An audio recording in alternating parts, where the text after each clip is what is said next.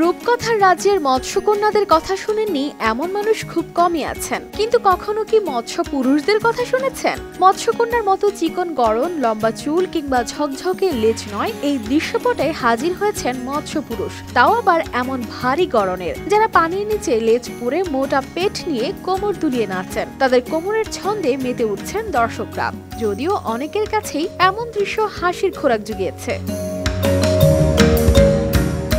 চীনের শানডং প্রদেশের ঝিনান সানাক ওয়ার্ল্ড ওয়ার্ডে এই অভিনব শো দেখতে ভিড় করছেন ছোট বড় সব বয়সী দর্শক। বিশাল অ্যাকোয়ারিয়ামের ওপাশে দাঁড়িয়ে তারা মুগ্ধ হয়ে দেখছেন দুই মৎস্য পুরুষের পানির নিচের কসরত।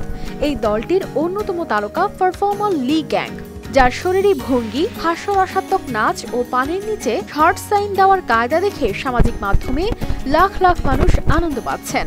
অথচ একসময় লি ছিলেন কেবল প্রাণীদের খাওয়ানোর দায়িত্বে। সেখান থেকে ধীরে ধীরে উঠে এসেছেন ঝিনান শহরের নিজস্ব কই মাছ থেকে অনুপ্রাণিত ক্রেজি কই পারফরম্যান্সের মূল আকর্ষণে।